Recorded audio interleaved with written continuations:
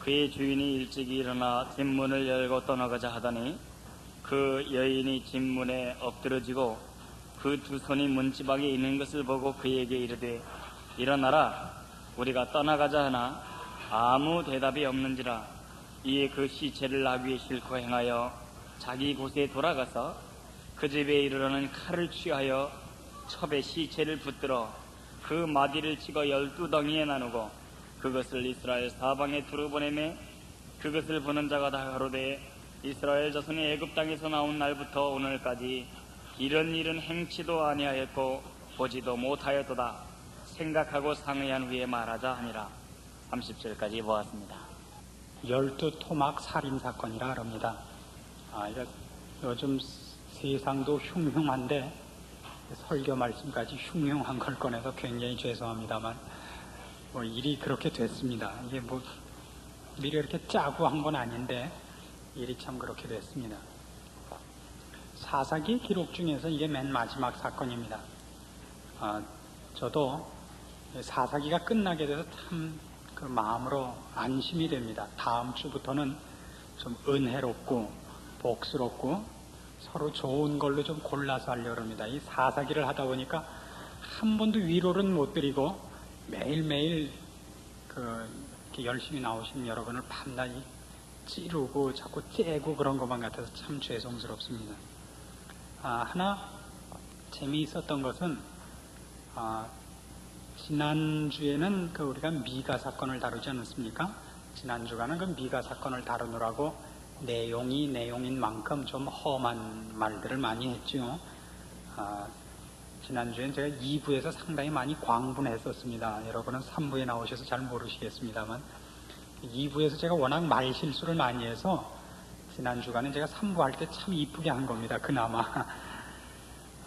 근데 하나 들어놓고 참 제가 그냥 지나칠 수 없어서 여러분과 같이 나누고 싶은 얘기가 생겼습니다.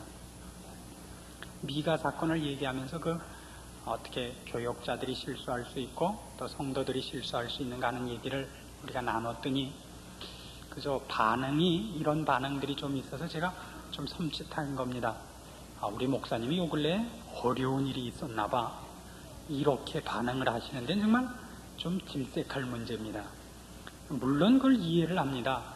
오죽이나 교육자들이 자기 중심적으로 목회를 해왔으면 무슨 일이 생기면 개인적으로 무슨 일이 있었나 보다 이렇게 생각하게끔 우리가 상처를 받았는가 생각하면 참 할 말이 없습니다. 그러나 적어도 남서울 교회는 그렇지 않습니다. 대한민국에 5명 있는 뛰어난 교육자 중에 4이 우리 교회에 와 있습니다. 그래서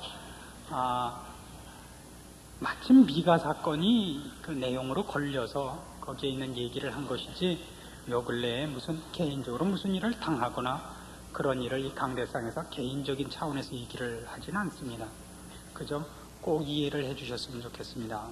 굳이 이런 얘기를 하는 것은 이렇게 얘기를 해야 할 만큼 한국 교회가 교역자에 대해서 상처를 입고 있다는 사실을 제가 통감했기 때문입니다. 저는 물론 말실수를 많이 하는 사람입니다. 아직 40이 안 돼서 그렇습니다. 40만 넘으면 저도 이제 좀 괜찮아지지 않을까 생각합니다. 내일 모레면 저도 40인데 40이 빨리 안 되네요. 된 사람들은 안 넘어가겠다고 우기시는데 저는 빨리 좀 됐으면 좋겠어서 저희 집에서 하나 하고 있는 이상한 일 중에 하나가 제 머리에서 흰 머리를 안 뽑기로 되어 있습니다. 그런 사람은 저밖에 아마 없을 겁니다. 흰 머리가 좀 많이 나기를 바라고 빨리 늙기를 바라고 그 얘기는 생물학적이기보다는 영적이고 정신적인 차원에서 그렇습니다.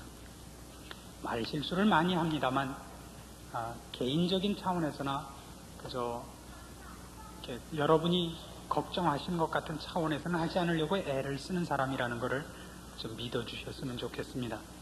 오늘도 어차피 험한 얘기가 나오게 생겨서 이렇게 미리 진을 쳐놓는 겁니다. 그죠? 이따 제가 험한 얘기 나와도 이게 본심이 참 괜찮은 마음을 갖고 하는 거라고 이렇게 짐작을 해 주셔야 됩니다.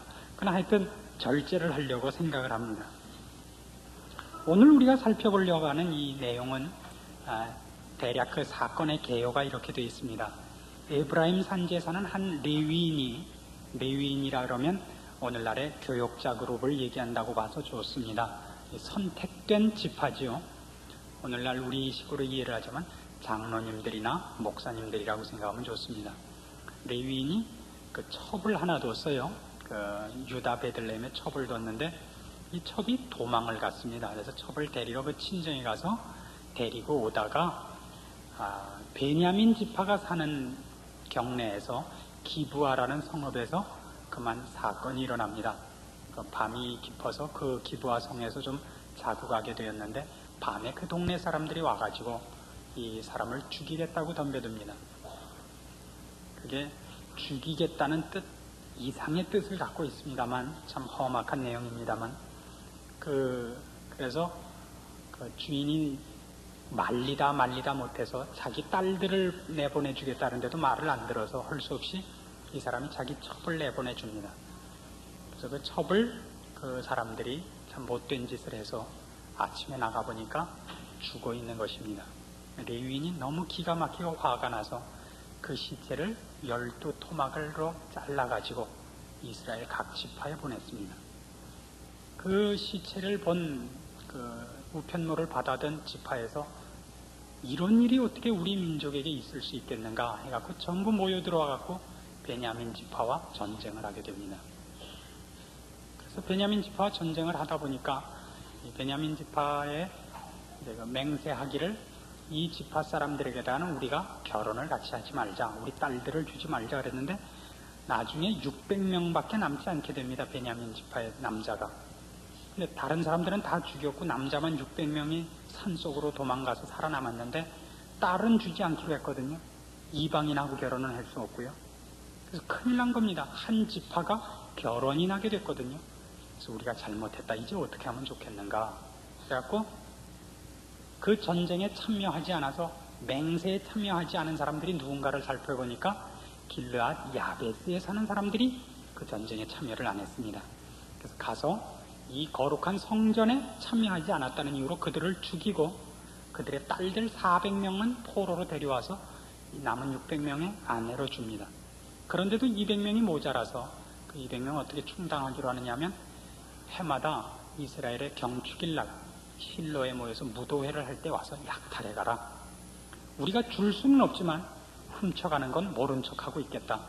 우리가 딸은 주지 않겠다고 여호와 앞에 맹세를 했으니 줄 수는 없고 약탈해가는 거야. 우리가 눈 감아 두어서 우리 한 지파를 보존해야겠다. 이렇게 이제 얘기가 진행됩니다. 재미있는 것은 19장 1절을 보시면 이 사건의 처음과 끝이 같은 말로 되어 있습니다.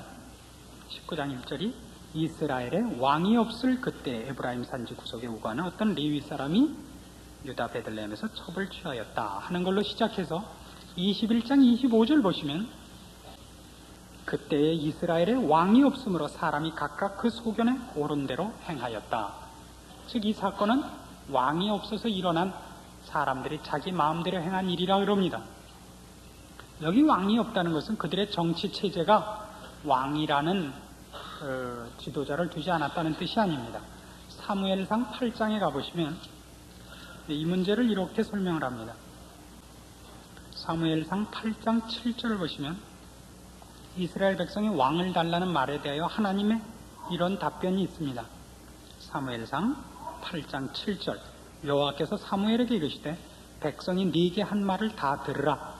그들이 너를 버림이 아니요 나를 버려 자기들의 왕이 되지 못하게 함이니라. 이스라엘이라는 민족에게 왕은 하나님이셨습니다. 신정국가이지요.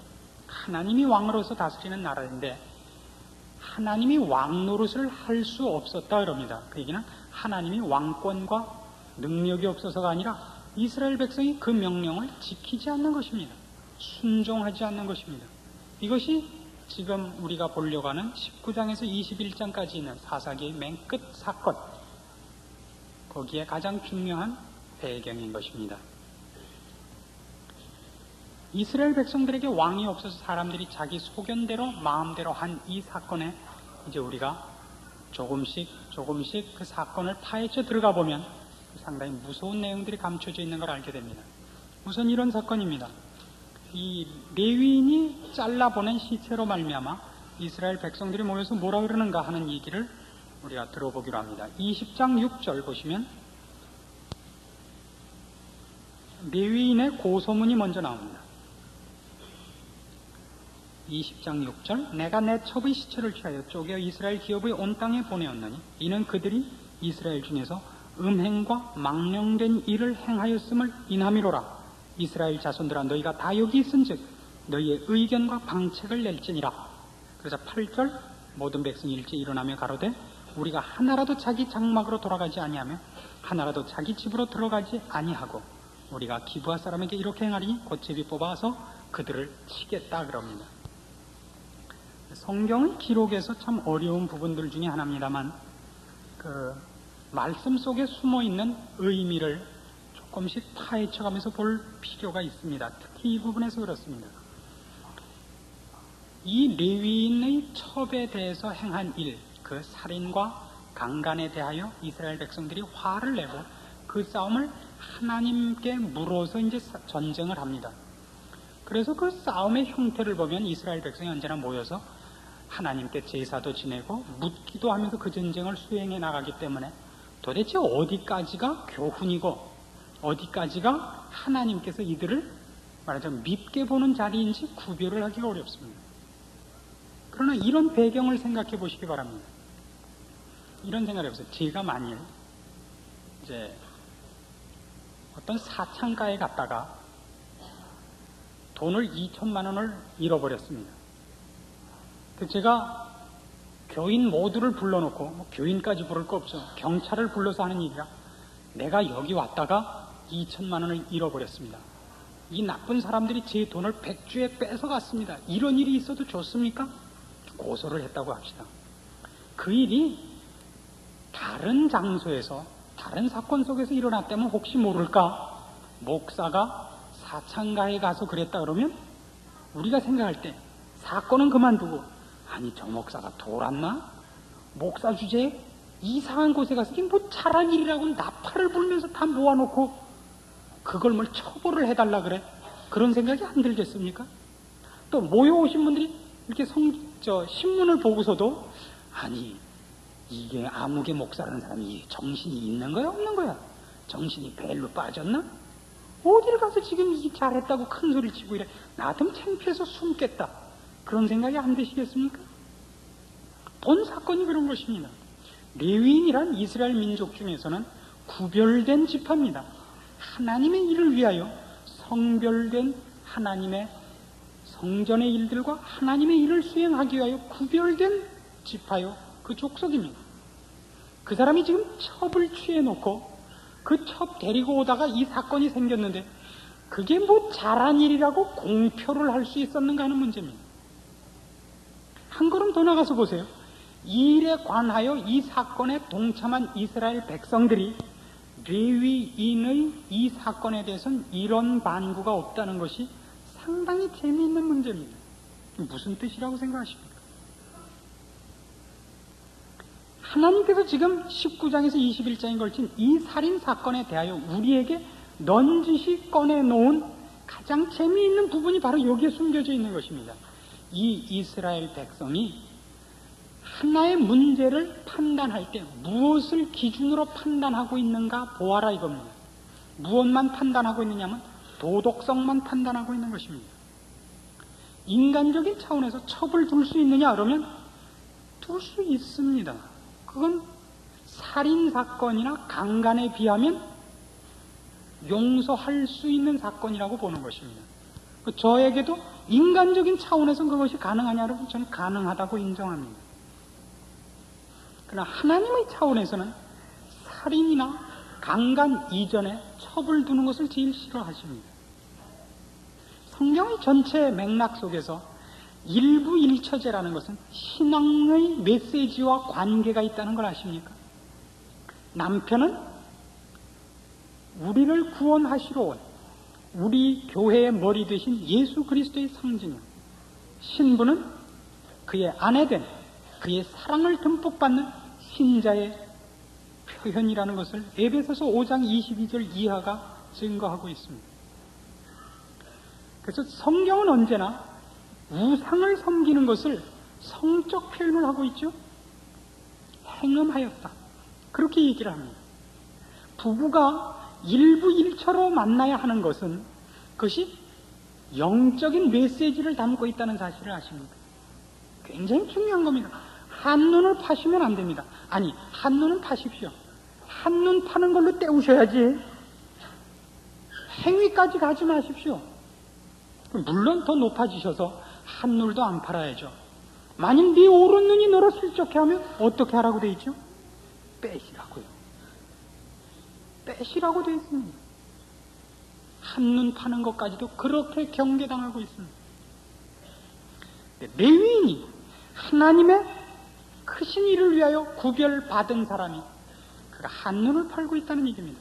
그 영적인 해석으로 들어갈 때는 하나님을 섬기는 사람으로서의 정당성과 순수성을 결여하고 있다는 얘기입니다.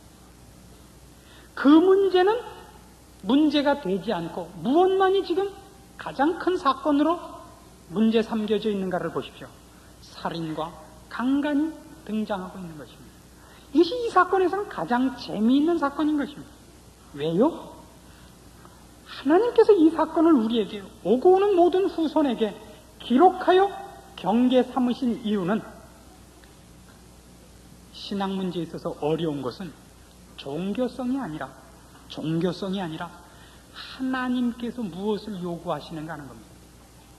한 걸음 더 나가서 도덕성과 윤리성에 대하여 속지 말아달라는 겁니다.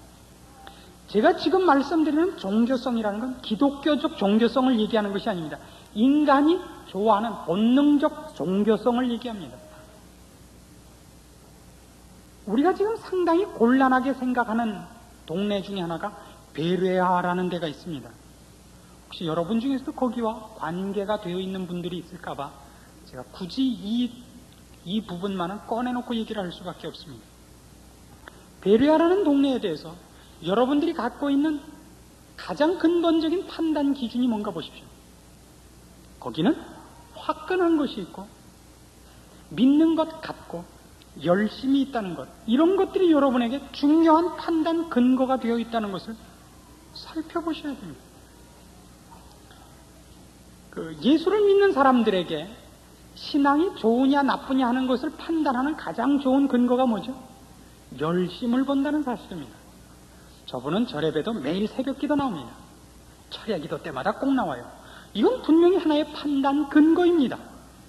안 나오시는 분보다 더 신앙적인 진전이 있을 가능성이 있습니다. 그러나 그것이 유일한 기준은 아니었으면 좋겠다는 말씀입니다. 또 이렇게 얘기했다 내일부터 새벽기도 아무도 안 나오면 곤란해집니다. 새벽기도를 나온다는 건 필요한 훈련입니다. 철야기도는 중요한 우리의 기도 훈련입니다. 단 그것이 기독교의 전 내용이 되지 말아 주십시오 하는 얘기입니다. 그 얘기들이 이제 앞으로 나옵니다. 지금 사사기 19장 이하의 내용들에 있어 우리가 기본적으로 알고 들어가야 하는 것은 그들이 영적인 판단력보다 도덕적인 판단력을 근거로 하여 그들의 종교를 수행하고 있다는 사실입니다. 그런데도 이 일에 하나님을 늘 동원하고 종교적인 외형을 늘 동원한다는 사실입니다. 이렇게 싸움은 시작합니다. 18절 보십시다. 20장 18절. 이스라엘 자손이 일어나 베델에 올라가서 하나님께 묻자와 가로되 우리 중에 누가 먼저 올라가서 베냐민 자손과 싸우리이까? 여호와께서 가라사대 유다가 먼저 일지니라. 이들이 이 전쟁의 형태를 종교적인 형태로 시작하고 수행하고 있는 것을 주의해서 보십시오. 이스라엘 민족은 언제나 전쟁을 하나님의 손에 의탁해서 하는 그 버릇이 있습니다. 버릇 정도가 아니라 그들의 신앙이죠. 하나님께서 늘 이렇게 얘기하십니다. 싸워라. 내가 너희와 함께 하겠다. 그들을 너희 손에 붙이겠다. 늘 이런 약속을 받고 전쟁을 하곤 합니다. 그러나 이 종교적인 행위에 대해서 하나님의 대답은 하나님께서 기쁜 마음으로 하신 대답도 아니고 정당한 응답도 아니십니다. 이런 겁니다. 가증스럽게 보시고 있다는 것을 여러분들이 이해하셨으면 참 좋겠습니다. 가증스럽게 보고 있다. 그들의 종교 행위를. 왜냐하면 그들은 지금 하나님과 전혀 상관없는 사람들이 되어 있습니다. 영적인 문제에 대해서는 전부 제껴놓고 오직 하나 도덕성의 기준을 해갖고 자기네들이 한 사람을 심판하는 마당에 모든 형태는 무슨 형태를 취하느냐면 종교적 형태를 취하고 있는 것입니다. 이것만큼 재미있고 이것만큼 가증스러운 일은 성경에 없습니다. 그리고 이것은 우리가 늘 실패하는 우리의 모습이기도 한 것입니다. 이것이 하나님의 기뻐한 행위가 아니었다는 것은 그 다음에 그들이 그 전쟁에서 패한 것으로 나타납니다. 22,000명이나 죽고 그 전쟁에 패하고 맙니다. 23절 이스라엘 자손이 올라가서 여호와 앞에서 저물도록 울며 여호와께 묻자와 가로되 내가 다시 나아가서 나의 형제 베냐민 자손과 싸우리이까 여호와께서 가라사대 올라가서 치라 하시니라. 재밌는 건 이겁니다. 하나의 종교적인 형태로 결과를 얻지 못하면 종교적인 행위만 더 진해진다는 사실입니다. 베델에 올라가서 묻고 실패했습니다. 이번에는 통곡하고 올라갑니다. 하나님께서 다시 올라가라 그럽니다. 나가서 전쟁을 해서 이번에는 18,000명이 죽고 또 실패합니다. 그 다음에는 어떻게 했으리라고 생각합니까? 26절 이에 온 이스라엘 자손 모든 백성이 올라가서 베델에 이르러 울며 거기서 여호와 앞에 앉고 그날이 저물도록 금식하고 번제와 화목제를 여호와 앞에 드리고 여호와께 물으니라. 괄호친 부분을 지나가서 이스라엘 자손이 묻자오되 내가 다시 나가 나의 형제 베냐민 자손과 싸우리까 말리까 여호와께서 가라사대 올라가라. 내일은 내가 그를 네 손에 붙이리라. 처음에는 그냥 하고 그 다음엔 울고 그 다음엔 금식하고 나아갑니다.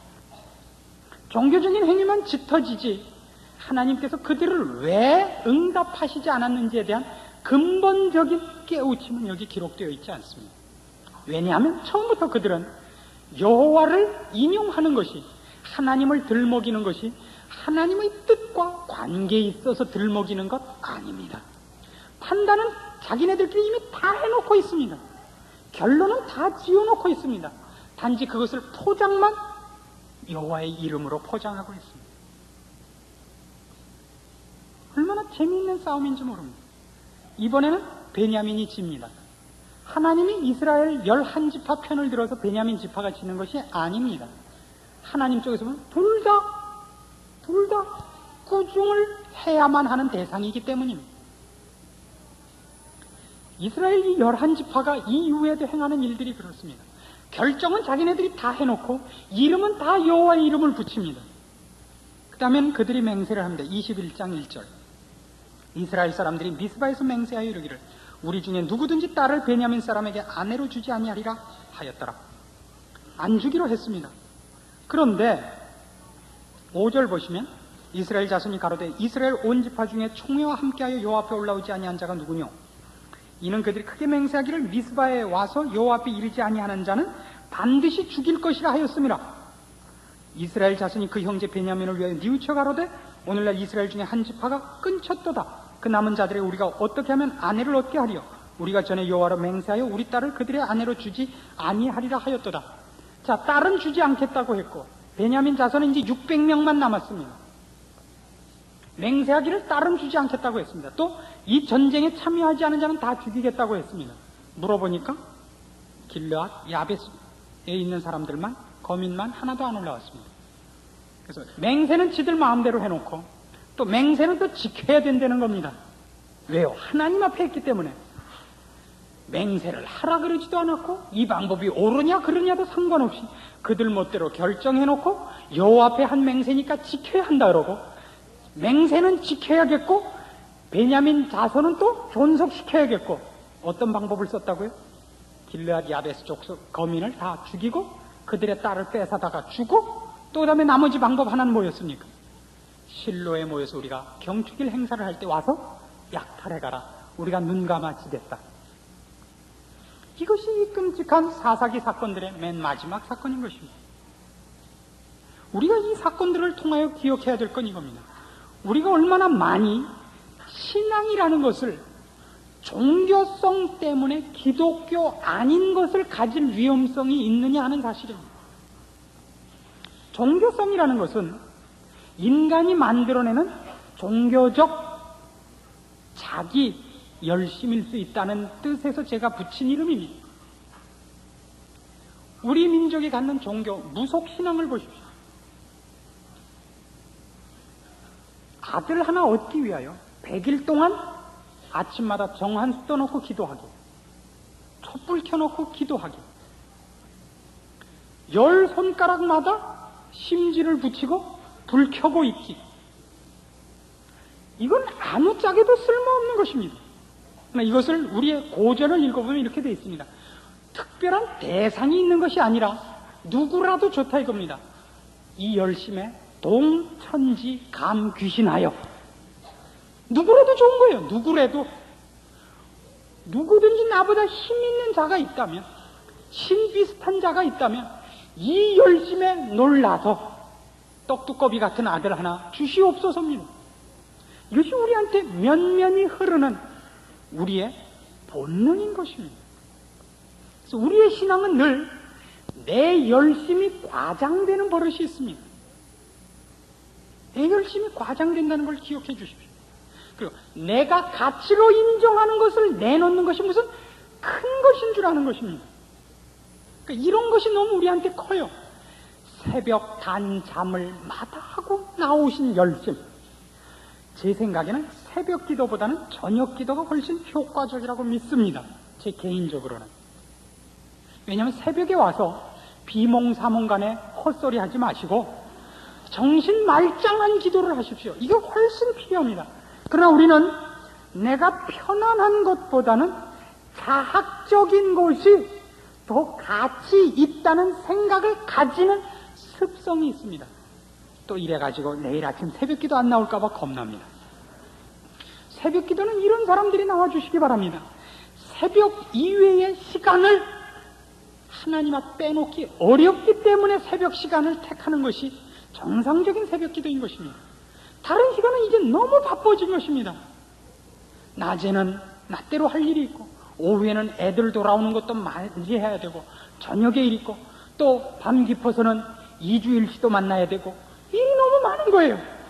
그래서 방해받지 않는 시간을 빼기 위하여 새벽 시간을 빼는 것은 참 좋습니다. 그러나 그것이 단잠을 거부함으로써 더 가치 있으리라는 생각은 그것은 착각입니다. 착각에는 커트라인이 없습니다. 이거는 여러분이 꼭 명심하셔야 됩니다. 우리한테 필요한 것은 내 열심이 아니라 하나님이 무엇을 좋아하시느냐 하는 것입니다. 이런 생각을 해보십시오. 요즘 많이 빈번히 일컬어지는 얘기 중에 하나가 종교 간의 대화입니다. 불교와 기독교가 대화를 하자, 이런 말을 하는 사람들이 있습니다. 그리고 얘기를 들어보면 그 참 타당해 보이는 얘기들을 합니다. 이렇게 얘기를 하는 사람을 제가 보았죠. 불교란 결국 진리를 찾자는 얘기다. 기독교도 결국 진리를 찾자는 얘기 아니에요? 기독교가 예수 그리스도의 말씀을 통해서 진리를 찾자는 것이나, 우리가 석가를 통해서 진리를 만나자는 것이나, 결국 진리는 하나일진데 가는 문이 다르다고 해서 결과도 다르다고 배타적일 수 있겠는가? 우리는 서로 연구해야 된다. 그 얘기에 저도 전적으로 동의합니다. 왜냐하면 진리를 찾는 것이라면, 선행과 의와 사랑에 관한 얘기라면 불교에도 그 어떤 가치가 있다는 것을 인정합니다. 그러나 조심하셔야 될 것은 기독교는 진리에 관한 얘기를 하는 종교는 아닙니다. 사랑의 종교도 아닙니다. 오늘 2단 출연한 겁니다. 기독교란 관념의 종교가 아니고 사상이나 내용의 종교가 아니고 1차적으로 인격자 하나님에 관한 종교입니다. 이 말을 명심해 보세요. 제가 비교를 좋은 걸 해드리겠습니다. 거짓말하지 말라는 것은 다른 모든 종교도 인정합니다. 기독교만이 아니라. 왜 거짓말을 안 해야 하느냐면 그것이 갖는 가치와 선 때문입니다. 거짓말을 하지 않는 것의 가치와 선은 기독교가 아니더라도 누구나 인정합니다. 기독교가 거짓말을 하지 말라는 것은 그 가치 때문이 아니라 하나님의 명령이기 때문입니다. 1차적으로 그렇습니다. 내용은 2차적입니다.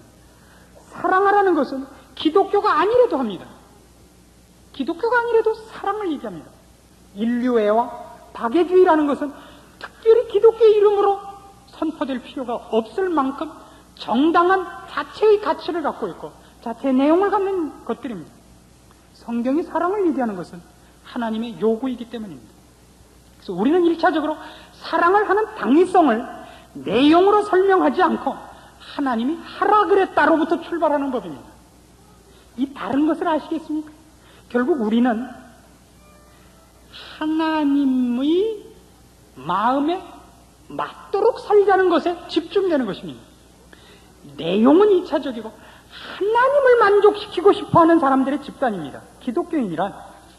그리고 다른 종교나 철학이나 사상이 얘기하는 것은 개념과 관념과 사상으로 가고 있는 것입니다. 아니요. 우린 결단코 예수 그리스도와 석가를 동등시할 수 없다고 얘기하는 사람들입니다. 누구의 얘기가 더 가치 있느냐 하는 것으로 따지지 않습니다.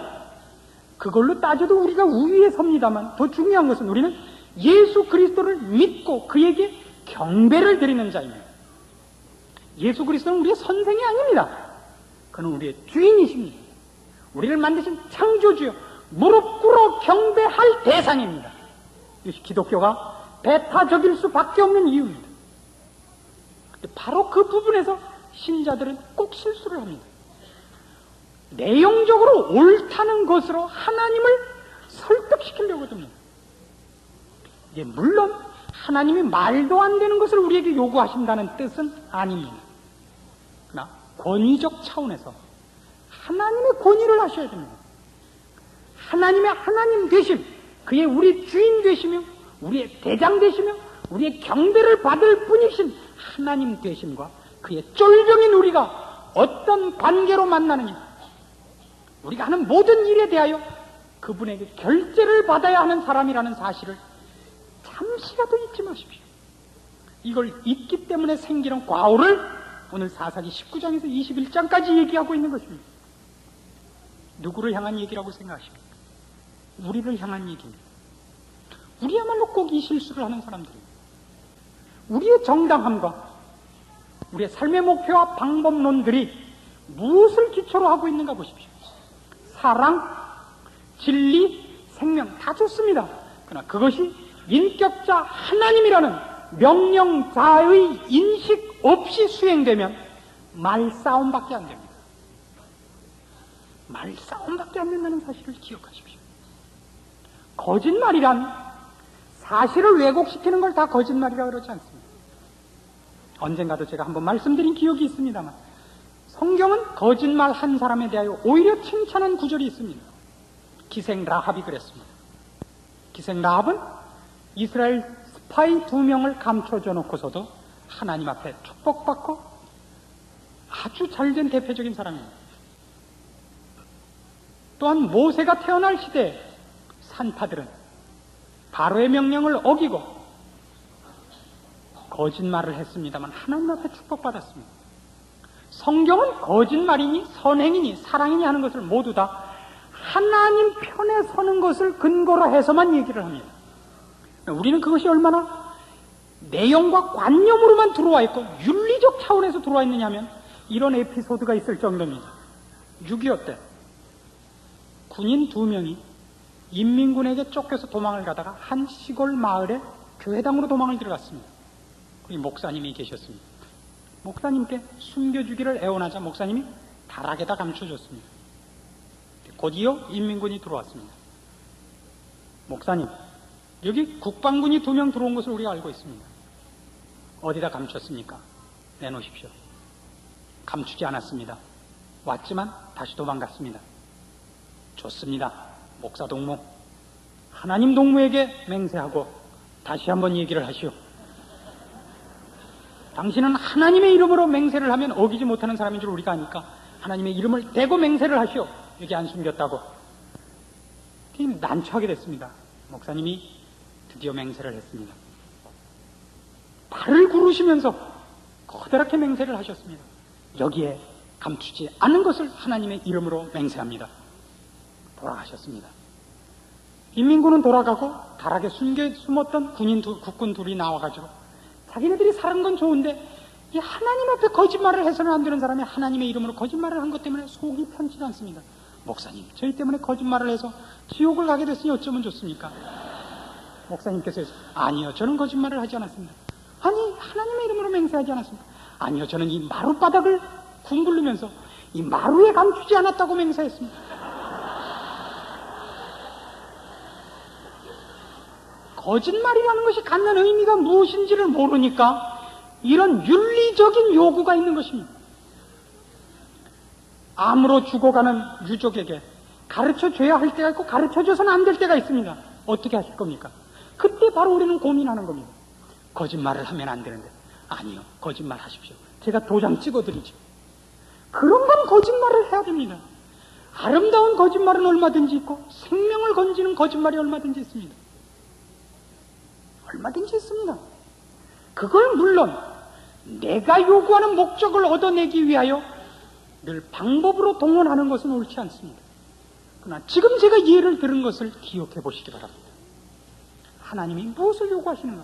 그러나 우리는 이미 기독교가 하나님과 상관없이 윤리화되고 고정된 어떤 법조문이 되어가고 있는 기분을 느낍니다.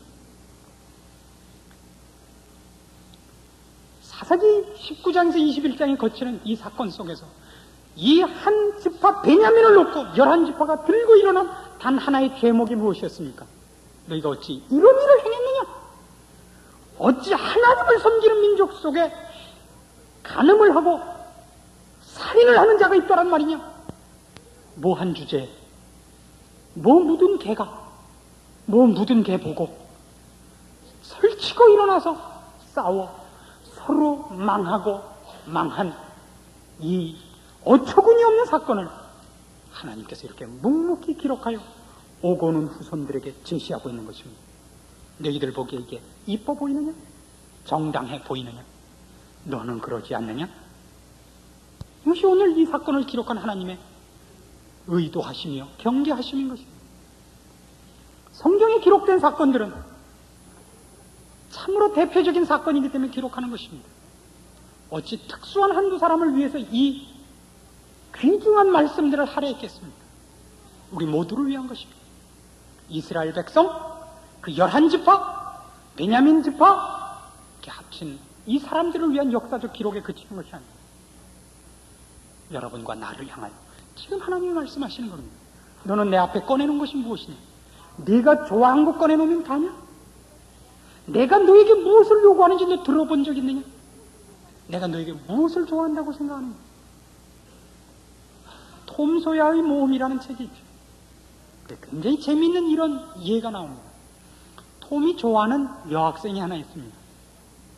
근데 그 또래일 때는 좋아한다는 표현을 좋게 못하지요. 괜히 가서 머리도 잡아다니고 흙탕물도 튕기고 이렇게 합니다. 그러니까 어느 날 좋아질 계기가 하나 생깁니다. 그래서 좋아한다는 표시로 톰이 그 여자애에게 선물을 주는데 뭘 줬는지 아십니까? 아끼던 보물을 줍니다. 이렇게 죽은 쥐입니다. 너무나 아끼던 것을 줬는데 그 여자애는 아주 펄쩍 뛰었죠. 톰은 이해를 못하는 겁니다. 너무나 아끼던 걸 줬는데. 톰의 보물을 아십니까? 톰이 귀하게 여기는 보물? 죽은 쥐, 문 여는 손잡이, 그 다음에 전이 가누라고 뺀 이빨 2개. 이것이 그의 보물이라는 것을 아십니까? 우리가 꼭 그런 걸 꺼내놓고 있는지 모릅니다. 자기를 자학하고 귀한 시간을 한번 낸 것, 이런 것 갖고 우리는 너무나 울고 먹고 살고 있지 않을까요? 노루 때린 막대기 3년 국 끓여 먹는다고요. 그 언제 한번 울어놓은 거, 그 언제 한번 철야해놓은 거, 그거 30년을 울고 먹으시면서 자기가 할 일은 다 한 줄 알고 누가 하나 뭐 실수하면 몽땅 일어나서 맹세를 하는 거예요. 이웬수를 교회에서 쫓아낼 때까지 우리는 결단코 아무것도 먹지 않겠습니다.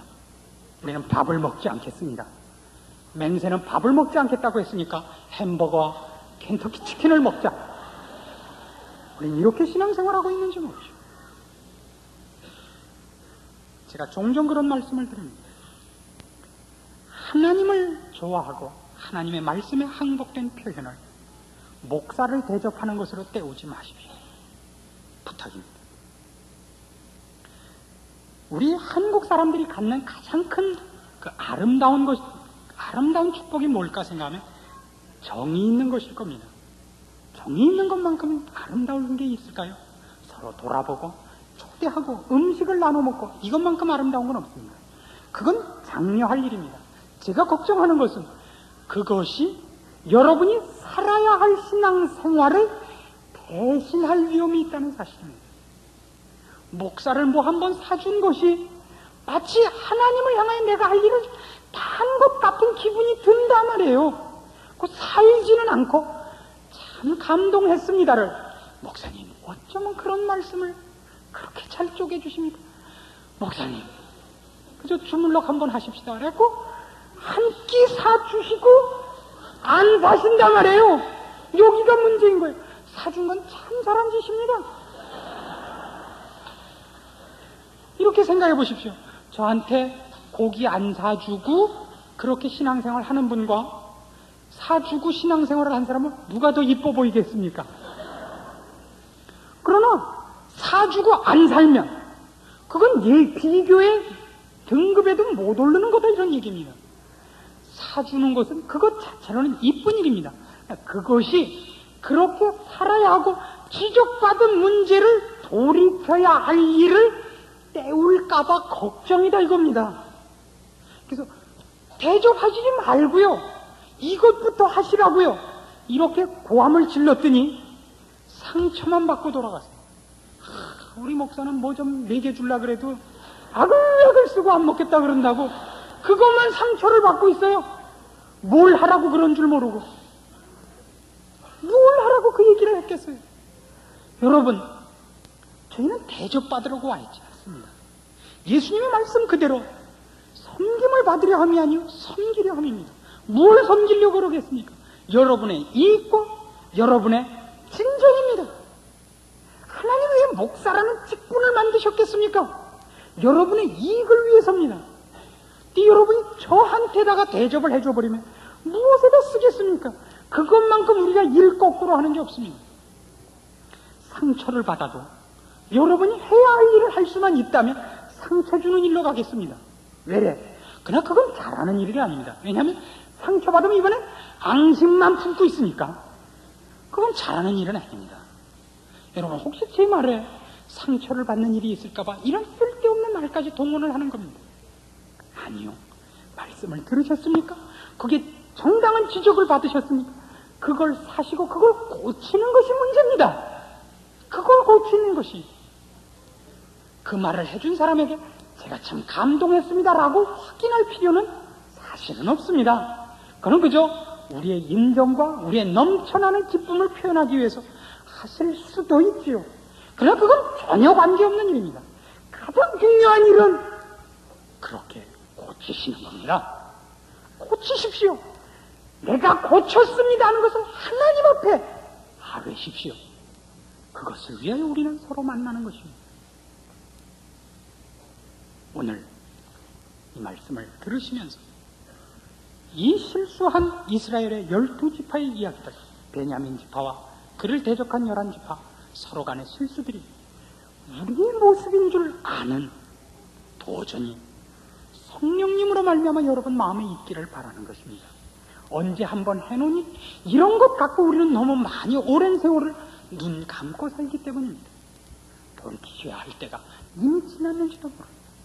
하나님 그분을 다시 한번 생각하시고 그분의 명령 앞에 내가 무릎 꿇고 있는가를 돌아보시는 정당한 참된 긴장된 자신을 돌아보는 일들이 그래서 생기는 정당한 결심들이 여러분들에게 있기를 바라는 것입니다. 기도하십시다. 하나님 아버지 은혜를 감사합니다. 우리를 깨우치시며 멸망의 길로 가지 않게 하기 위하여 주님께서 오늘도 우리에게 말씀하심을 인하여 감사드립니다. 주님 우리를 돌이키시고 하나님 앞에 축복받게 하시며 하나님의 말씀을 먼저 귀담아 듣는 정당한 신앙의 자리에 서게 하시옵소서.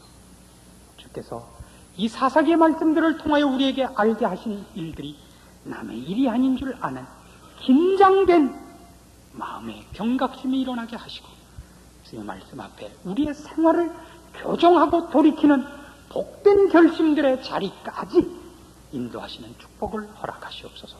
예수님의 이름으로 기도합니다. 아멘. 주 예수 그리스도의 은혜와 하나님 아버지의 극진하신 사랑과 성령님의 교통하심이 주의 경고하시는 말씀, 안타까우심으로 꾸짖으시는 말씀 앞에 항복하여 다시 한번 하나님 앞에 자신을 점검하며 축복된 자리로 자신을 일으키기로 결심하는 주의 사랑하는 심령들 위해 영원토록 함께 있을지어다. 아멘.